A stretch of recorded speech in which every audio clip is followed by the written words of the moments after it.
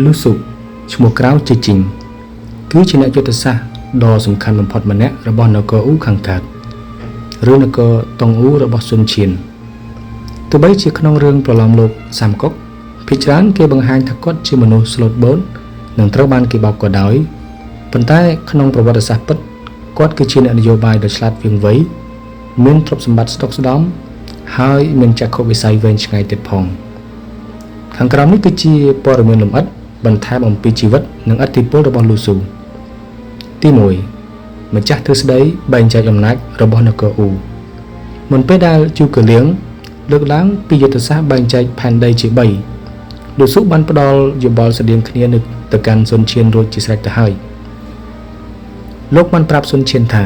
រាជវង្សហានមិនអាចស្រោចស្រង់បានទៀតទេលោកបានណែនាំឲ្យស៊ុនឈៀនបង្កើតអាណាចក្រផ្ទាល់ខ្លួននៅភាគខាងត្បូង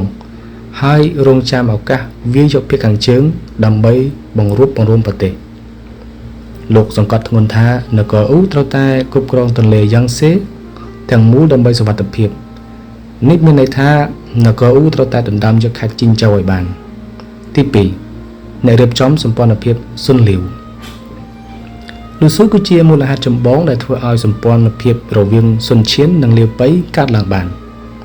ក្រោយពេលលាវពាវស្លាប់លូស៊ូបានប្រញាប់ប្រញាល់ទៅជួបលាវប៉ៃដើម្បីវាយតម្លៃស្ថានភាពលោកយល់ឃើញថាបើស៊ុនឈៀននិងលាវប៉ៃមិនរួបរวมគ្នាទេនឹងត្រូវឆាវកំទេចចោលមិនខានខណៈពេលដែលមន្ត្រីផ្សេងទៀតក្នុងនគរតុងអ៊ូចង់ចុះចេញឆាវលូស៊ូរួមជាមួយនឹងជូអ៊ីបានជំរុញឲ្យស៊ុនឈៀនតស៊ូរហូតទទួលបានជ័យជំនះដ៏ល្បីល្បាញក្នុងសមរភូមិឈើពីទី3ទំនាក់ទំនងជាមួយជូកលៀងនិងលាវប៉ៃក្នុងរឿងប្រឡំលោកលូស៊ូត្រូវបានគេបង្ហាញថាជាមនុស្សស្លូតបូតដែលខំមីងចូលចិត្តបោកប្រាស់ប៉ុន្តែក្នុងប្រវត្តិសាស្ត្រពិតលូស៊ូគឺជាអ្នកតស៊ូមតិឲ្យខ្ចីជើងជីងជូវទៅកាន់លាវប៉ៃគាត់មិនមែនធ្វើបែបនេះព្រោះតែល្ងងខ្លៅទេប៉ុន្តែព្រោះគាត់ចង់ឲ្យលាវប៉ៃធ្វើជារនាំងការពារសម្រាប់នគរអ៊ូពីការវាយលុករបស់ឆាវពីភាគខាងជើងលោកបានចំណាយពេលស្ទើរពេញមួយជីវិតដើម្បីរក្សាសន្តិភាពរវាងអ៊ូនិងស៊ូព្រោះលោកដឹងថាបើបងប្អូនទាំងពីរឆ្លោះគ្នាឆាវនឹងក្លាយជាអ្នកចំណេញទី4ជាអ្នកបន្តវេនពីជូអ៊ីនៅពេលដែលមេតបធំជូអ៊ីបានមរណភាពក្នុងវ័យក្មេង35ឆ្នាំលោកបានសរសេរសម្បត្តិមួយស្នើឲ្យស៊ុនឈៀន